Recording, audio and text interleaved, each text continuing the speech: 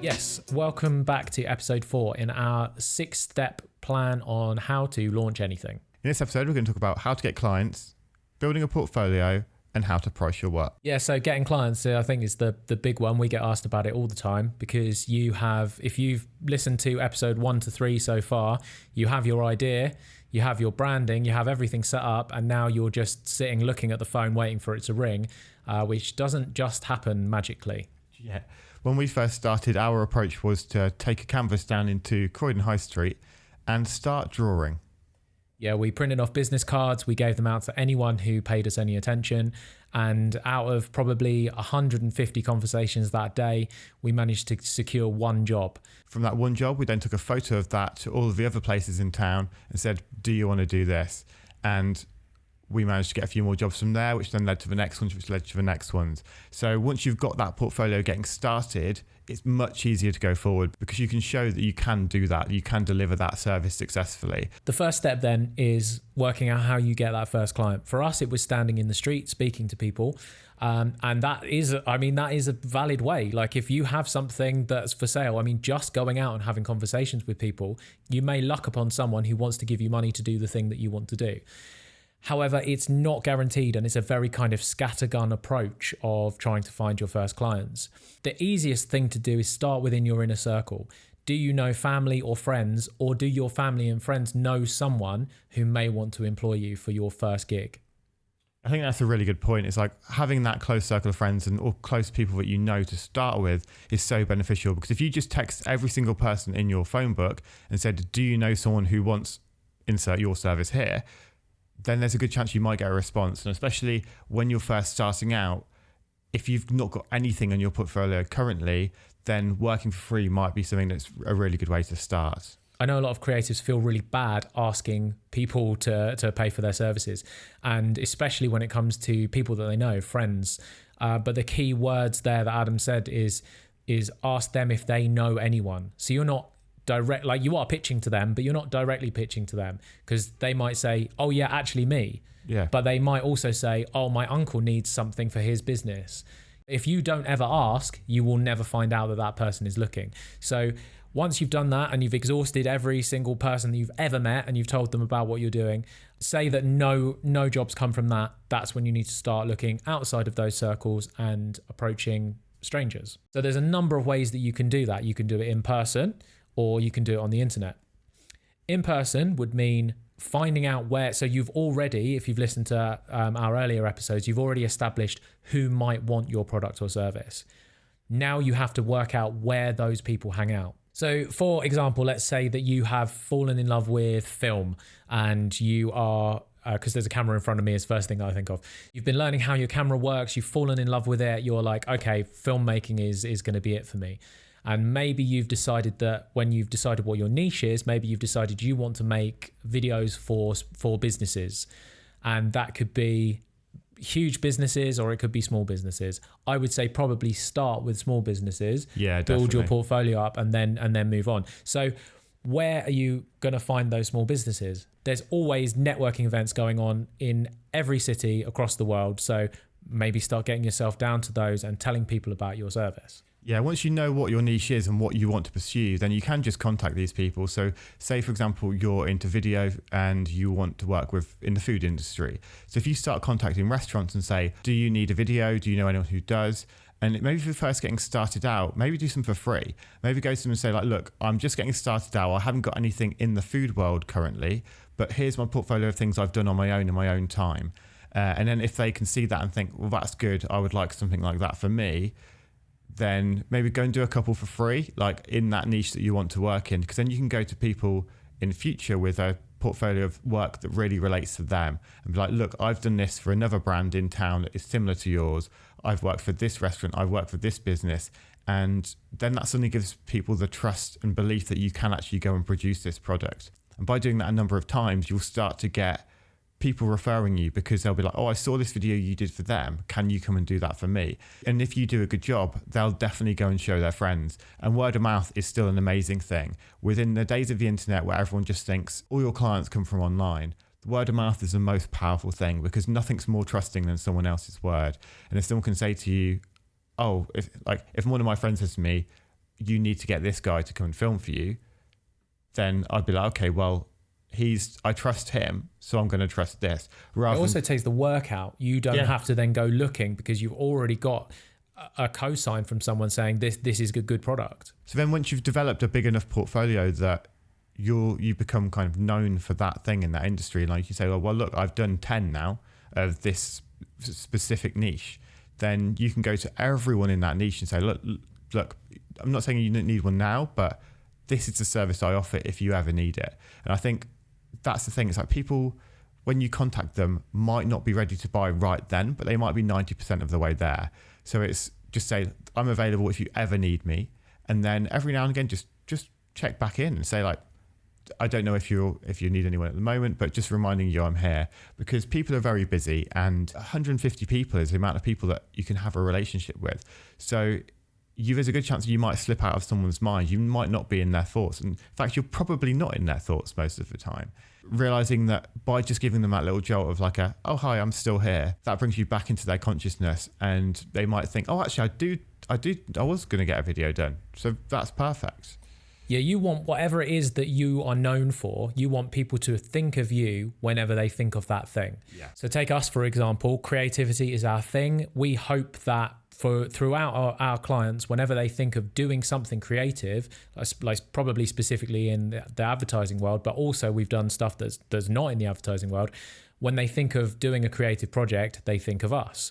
And the only way to do that is to stay present, is to stay current in their mind. So we're recording this in the festive period, and we've just sent out over 100 hand-painted, handmade gifts to all of our clients. Some clients that we haven't worked for the past year, but it's just staying present in their mind, giving them this nice little gift that will probably sit on their desk, and then every time they look at it, it's a constant reminder. We do this kind of thing every year. So every year we'll send a completely different gift that's completely unique to all of our clients.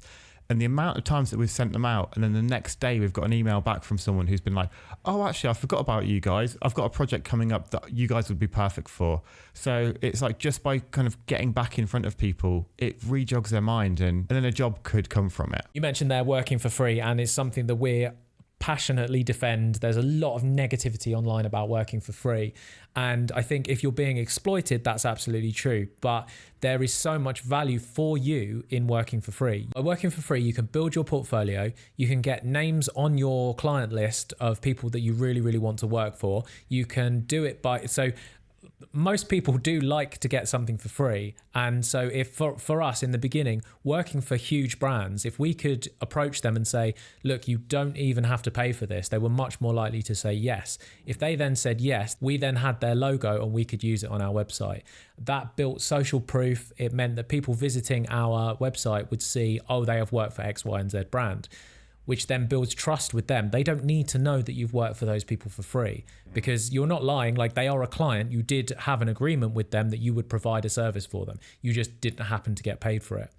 Working for free gives you something to do. So we talked before about when you're sat at home, you're constantly like tweaking your website and changing your logo. And we see people doing this because they haven't got any clients, because they're not doing anything. And what a far more useful use of your time is by going out there and practicing the thing that you want to do, is by delivering jobs, even if you're not getting paid for them, because it's people being able to see that you can deliver will then equal paying customers down the line. Yeah. I think what's really important, and the thing that I like to do, is if someone comes to you and says, I've got this opportunity, I've got no money for it, but I can give you exposure, there's a good chance that's not the best in your favor. Whereas if you can go to other people and say, I'll work for you for free, then you're in control in that situation. You're not going to be exploited in any way. The times that exploitation generally happens is when someone comes to you and says, just come and work for me for free, because there's a good chance that they're not your ideal client as well. A lot of companies will say, we don't have a budget for this. That's something that you will hear a lot. But if you say to them, I'm willing to give you my time for free, but you have to cover my material costs, a lot of times they will come back and say, yes, that's okay. And you can always make a profit on your materials as well. So always be aware of that. And think too about reinvesting back into your projects. Yeah. So an example for us very early on, when we had very little money and any money coming in would have been great to go in our pockets and buy ourselves some new clothes or something like that. We didn't do that. We invested it back into the job. So a clear example of that was when we did a project for a very small offshoot of Adidas called TaylorMade, which is their golf division. And they had a small budget, but instead of taking profit from that, we took their budget and we reinvested it into the job. So we said to them, rather than us giving you a canvas of this size, however big it wasn't very big, can we give you something 3 times bigger? They, of course, said yes, because they were getting something much more than what they paid for. We used that money to reinvest back into the project, buy a bigger canvas, so we knew it would be more impressive. It would build our portfolio, and to people visiting our website, it would be a really impressive project. And also because we didn't have anything like that in our portfolio, then it allowed that when other brands came to see us, they're like, okay, well, they've done that big thing for Adidas, then they could do that big thing for me. Whereas if we'd have just left it, taken that profit, the next big client who landed on our website wouldn't have seen that we were able to do something like that. But by doing that, it allowed us to develop a new service and get a lot more jobs from that. We've mentioned getting in front of people, telling them about your products and services, and doing it in person, which is a great thing to do. And we do it as much as possible. We're always trying to set up new meetings, meet new clients, and have those face-to-face discussions. But where most of our business comes from is from the internet. What I would start to do when looking online is make a list of 100 clients you would love to work for. Contact all of those 100 clients and say, like, look, I would love to work for you. This is what service I offer. This is my portfolio that currently exists. Would you like to do something? And please be expectant of 99 no's. Yes. But all you need is that one yes. We talked about social proof of having a certain client, and that is powerful. So you will find that each job that you get begats the next. So it really is a game of momentum, and it's so hard in the beginning to push that boulder off the cliff. But as soon as you do, it will start rolling down, and it will gain more and more momentum as it goes. So in the beginning, those 100 people might be no's, but as soon as you get one, you then leverage that one client and say, oh, by the way, we've just done this project for XYZ. And then that means that your next 100 emails are more likely to get 2 yeses than just one.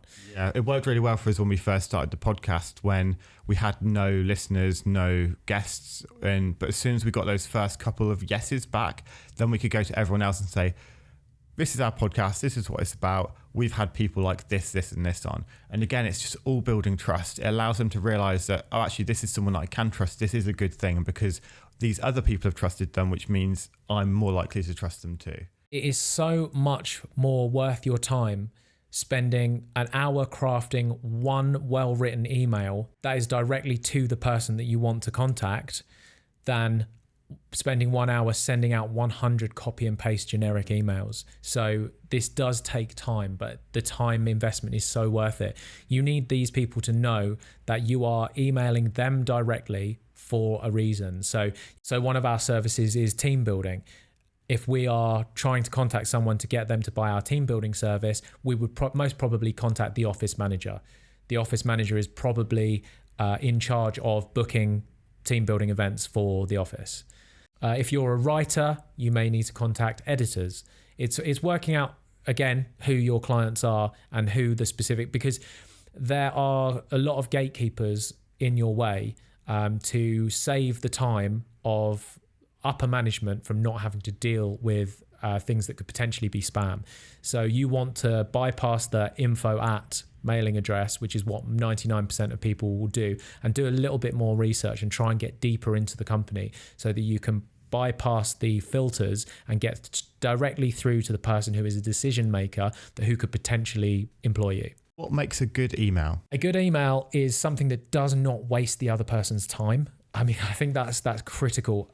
Your service is your first love. It's something we've already talked about, you developing your passion. So we're going to presume it's something that you're really fucking hyped about. You could probably write a 2-page email about how brilliant this service is. You're going to have to distill that down to a couple of sentences. Basically, if you email me, I need to know how this benefits me. I don't need to know how great you are. I need to know how your service makes my life easier. So a good email is friendly, informative, and solves a problem instantly. So I would start by identifying what that problem is. So if you are cold emailing, you could say, and it shows that you've done your research. Say you are a website designer. I've just been on your website. I have noticed that this, and this is wrong with it. You have to understand that your email is in a flood of a million other emails. So it's got to stand out somehow. So even down to what your subject title is. If they don't open it, then you've lost already. So a strong subject title, which is going to grab their attention, which is going to identify that you are there to solve their problem, that's going to make them read.